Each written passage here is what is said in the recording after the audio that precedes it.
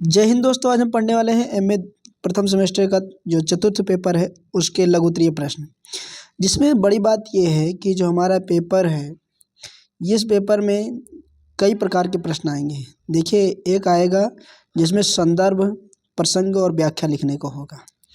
तो ये तो आप एक बार नज़र डालते हुए चलिए, फिर जहाँ से जो मुख्य प्रश्न होंगे वहाँ पे हम आपको बताएंगे। तो ये संदर्भ, प्रसंग, व्याख्या के हैं।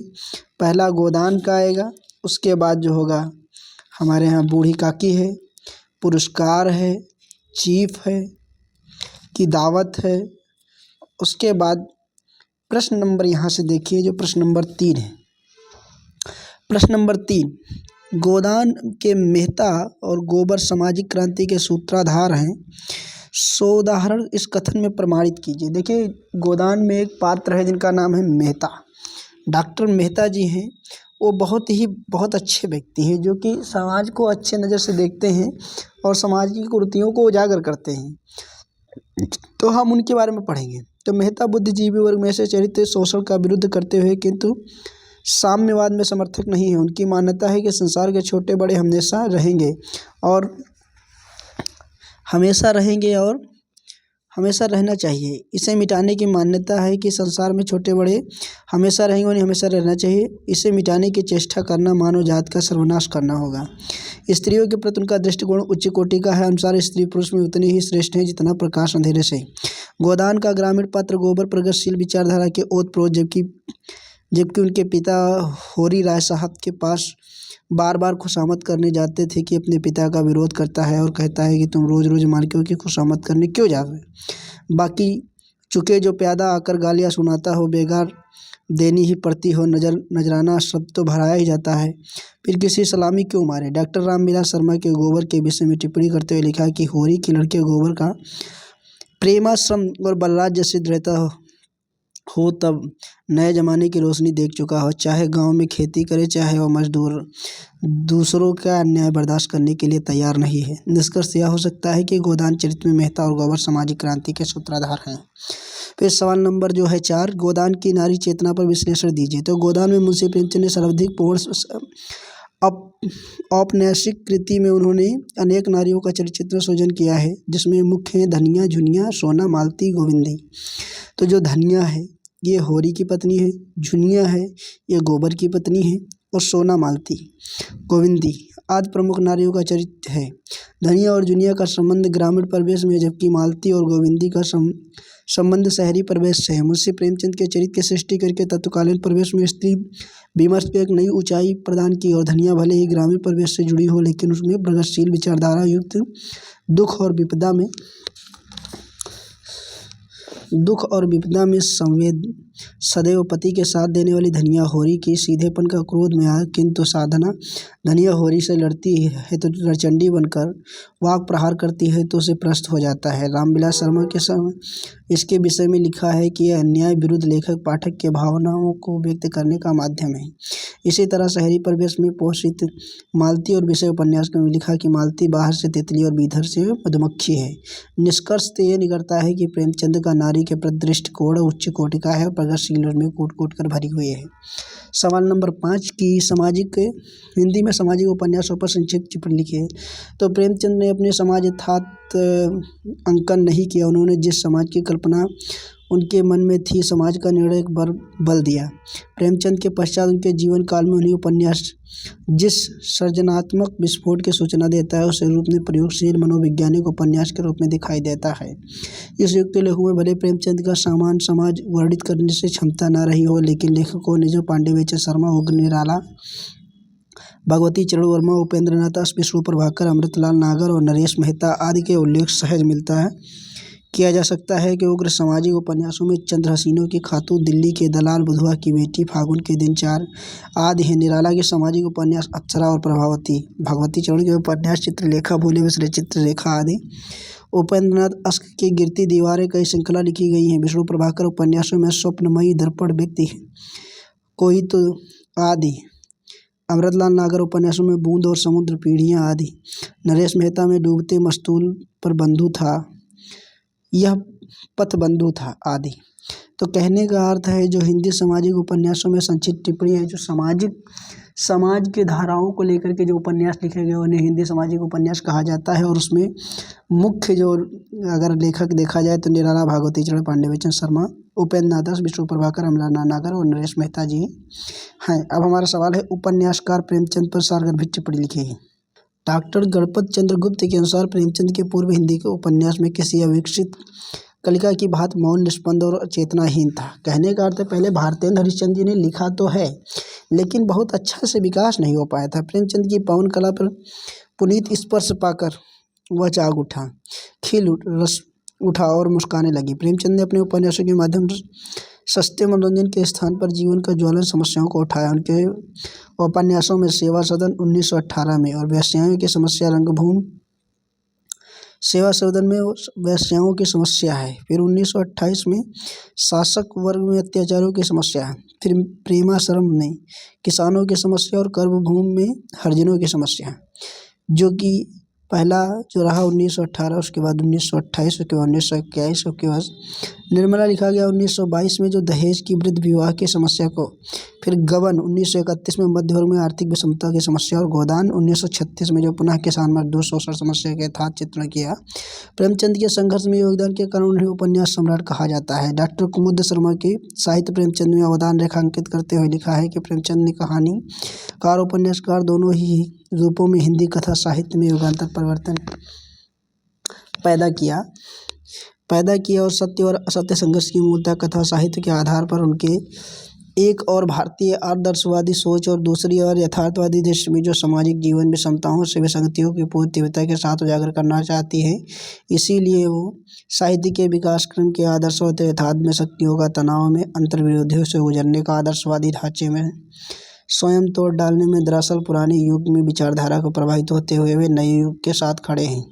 इसलिए उनमें सामायिक और आग्रह प्रबल है, जातीय जीवन में राष्ट्रीय जीवन का समग्र सच्चाई उनमें मौजूद है।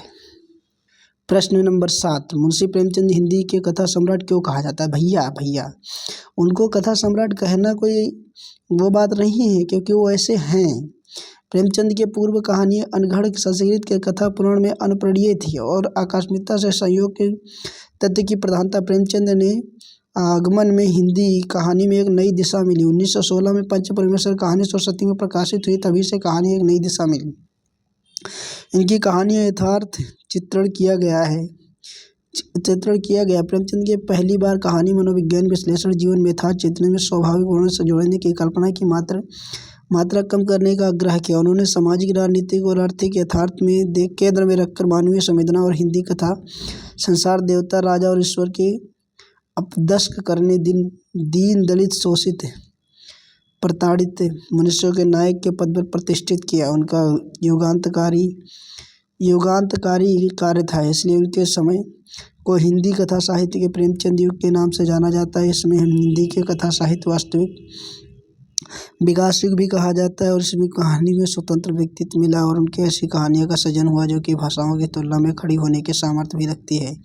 आरंभ में प्रेमचंद गांधी के प्रभाव से स्वरूप आदर्श और सुधारवादी कहानियाँ लिखी, जिसमें देशभक्ति के साथ साथ आदर्श, नैतिकता, मर्यादा, कर्तव्य परायणता आदि स्वर काफ़ी ऊंचा है। सौत, पंच परमेश्वर, विचित्र, होली, आहुति, जुलूस, सत्याग्रह, शतरंज के खिलाड़ी, नमक का दरोगा, बड़े घर की बेटी, सवा सेर गेहूँ, ठाकुर का कुआं, अलगौझा, कफनपोश की रासत, गति, बाबा की भोग आदि कहानियाँ लिखी, जिनमें कर्तव्य परायणता कहीं क्रूर यथार्थ भी बोध कराया गया है। इसमें कहानियों के कारण इन्हें कथा सम्राट कहा जाता है।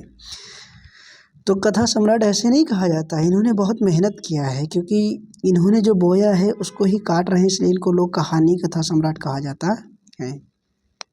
फिर जो हमारा सवाल है, सवाल नंबर 8, प्रेमचंदोत्तर हिंदी कहानी पर प्रकाश डालिए। कहने का मतलब है जो मुंशी प्रेमचंद जी की जब उत्तरार्ध में थे, आखिरी समय जो था, उस समय की कहानियों उन पर प्रकाश डाली। तो प्रेमचंद की हिंदी कहानी यथार्थ चित्रण में नींव डाली और उन्हें आगे चल के उसका अनेकामय प्रसार हुआ और फलस्वरूप हिंदी कहानी यशपाल जैसे मार्क्सवादी और प्रगतिशील, लीलाचंद जोशी, जैनेन्द्र अज्ञे जैसे मानव विश्लेषण कहानीकार प्राप्त हुए। इसी तरह प्रेमचंद के समय समाजवादी और व्यक्तिवादी धारा का मार्क्सवादी और मानव विश्लेषणवाद में आलोक का नया विकास हुआ और धाराओं से जुड़े रचनाकार प्रतिबद्धताओं में यातनाएं इतनी स्पष्ट दृढ़ रही कि केवल यथार्थ ही सीमा में लाकर एक नहीं कहा जा सकता। कुछ लोगों की धाराओं से प्रतीकता भले ही तरह तरह शारीरिक और प्रतीत हो, किंतु वास्तविक में यशपाल ज्ञानेंद्र के साथ रखकर मूल्यांकन नहीं किया जा सकता है। प्रेमचंद्र में कहानी का प्रमुख रचना उनकी रचनाएं यशपाल, कर्म फल, फूल की चोरी, कर्म फल, चार आने, सुरक्षा, पुनिया की होली, आदमी का बच्चा, करवा का व्रत, पर्दा, फूलों का कुर्ता, पतिव्रता। रंगे राघव जी का है गदर, पंचमनेश्वर, मृग तृष्णा, कुत्ते की दुम, सौतन। भैरव प्रसाद गुप्त जी का है कि सपने का अंत, सिविल लाइन के कमरा, फंदा, इंसान और मक्खियाँ ऐसे, आज़ादी रोज रोज। इलाचंद जोशी परित्यक्ता, खंडहर की आत्मकथाएं, दुश्मनी में बदला, जैनंद, पत्नी पाजेब, जैवी, ग्रामोफोन के रिकॉर्ड एक गो। आज्ञा जी की है जयदोल, कोठरी की बात, रोज परंपरा, देसी, सरलता, व्यथा। पुरस्कार कहानी की नायिका मधुलिका के चरित्रगत विशेषताएं, संक्षिप्त टिप्पणी लिखिए। पहले आप कहानी को समझ लीजिए कि पुरस्कार कहानी है क्या। देखिए, कौशल देश है, वहाँ के जो राजा हैं वो जहाँ पर वहाँ पे जो करवाते हैं वहाँ की जगह को खरीद लेते हैं, लेकिन वो जो जगह होती है वो मधुलिका की होती है और वो बेचने के लिए नहीं आग्रही थे। और उसके बाद वहाँ पे एक अरुण नाम का व्यक्ति आया होता है जिससे उसको प्रेम हो जाता है। उसके बाद अरुण के पिता उसको घर से निकाल देते हैं, मधुलिका रास्ते में मिलती है और उसको घर ले आती है। प्रेम तो ज़रूर होता है। वो कहते हैं कि मैं राजा के ऊपर आक्रमण करना चाहता हूँ, लेकिन मधुलिका ने राजा को बता देती है कि अरुण जो है जो कि आप पे हमला करना चाहता है।